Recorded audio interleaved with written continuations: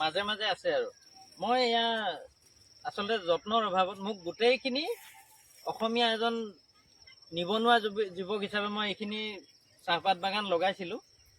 প্ৰায় 10-11 বিঘামান মাটিত মোক গোটেই যেতিয়া উচ্ছেদ কৰি পেলালে উচ্ছেদ কৰি দিয়াৰ পিছত মানে গোটেই পকাৰ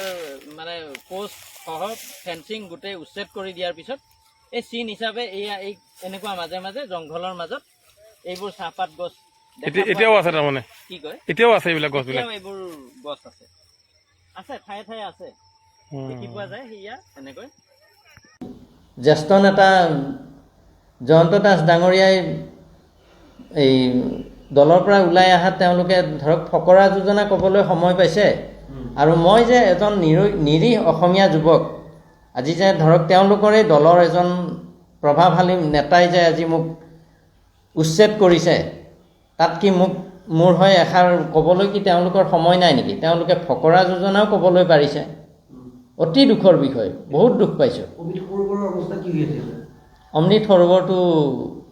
পুখুৰী আকাৰতে আছে এতিয়া কি হৈ আছে সেয়া মই বৰ বিশেষকৈ নাজানো দুখ পাইছোঁ হয় মোৰ যিখিনি মোৰ ফেন্সিং আছিলে সেয়াটো উঠাই দিলে পকী খুটি আৰু ফেন্সিং তাৰপিছত তেওঁলোকে কি কৰিছে এই অশোক সিংহাল ডাঙৰীয়াই এই মোৰ ফেন্সিঙৰ পৰা এটা ছাইডহে আছে মোৰ ফেন্সিং পশ্চিম ছাইডটো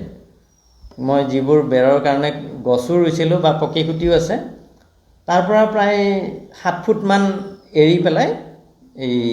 তেওঁলোকে আকৌ নতুনকৈ মানে তলত পকাৰ বিন দি পেলাই এই ঘৰ থকা ফেন্সিং এনেকৈ ঘেৰি দিছে হয় পুখুৰীটো নহয় মোৰ খালী মাটিখিনিও হয় এয়া দেখি দুখ লাগিছে